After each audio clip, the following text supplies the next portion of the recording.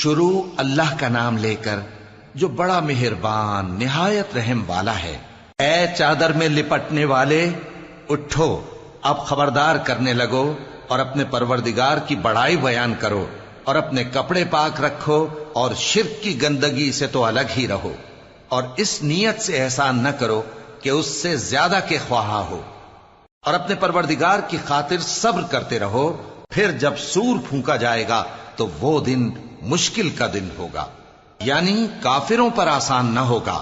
مجھے اس شخص سے سمجھ لینے دو جس کو میں نے اکیلا پیدا کیا، اور میں نے اس کو بہت سا مال دیا اور ہر وقت حاضر رہنے والے بیٹے دیے، اور اس کو ہر طرح کے سامان میں وسعت دی، پھر بھی لالچ رکھتا ہے کہ میں اسے اور زیادہ دوں۔ ایسا ہرگز نہیں ہوگا، یہ ہماری آیتوں کا بڑا مخالف رہا ہے۔ میں اسے ایک بڑی چڑھائی چڑھاؤں گا۔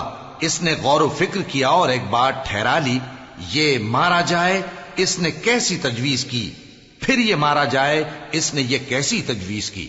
پھر اس نے نگاہ کی، پھر تیوری چڑھائی اور منہ بگاڑا، پھر پیٹ پھیر کر چلا اور تکبر کیا، پھر کہنے لگا یہ تو جادو ہے جو پہلے لوگوں سے برابر ہوتا آیا ہے۔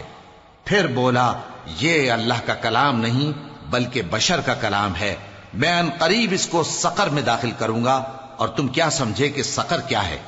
وہ ایسی آگ ہے کہ نہ باقی رکھے گی اور نہ چھوڑے گی، اور بدن کو جھلس کر سیاہ کر دے گی۔ اس پر 19 داروغہ ہیں، اور ہم نے دوزخ کے داروغہ فرشتے ہی بنائے ہیں، اور ان کا شمار کافروں کی آزمائش کے لیے مقرر کیا ہے، اس لیے کہ اہل کتاب یقین کریں اور مومنوں کا ایمان اور زیادہ ہو، اور اہل کتاب اور مومن شک نہ لائیں، اور اس لیے کہ جن لوگوں کے دلوں میں نفاق کا روگ ہے اور جو کافر ہیں کہیں کہ اس مثال کے بیان کرنے سے اللہ کا مقصود کیا ہے۔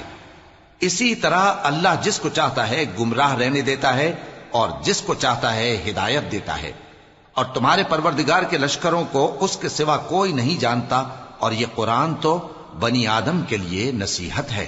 ہاں ہاں، قسم ہے چاند کی اور رات کی جب رخصت ہونے لگے، اور صبح کی جب روشن ہو جائے، کہ وہ آگ ایک بہت بڑی آفت ہے، انسان کے لیے ڈر کی چیز، یعنی اس شخص کے لیے جو تم میں سے آگے بڑھنا چاہے یا پیچھے رہنا چاہے۔ ہر شخص اپنے کرتوتوں کے باعث گرفتار ہوگا، مگر داہنی طرف والے نیک لوگ جنتوں میں ہوں گے، اور پوچھتے ہوں گے یعنی آگ میں جلنے والے گناہگاروں سے کہ تم دوزخ میں کیوں پڑے؟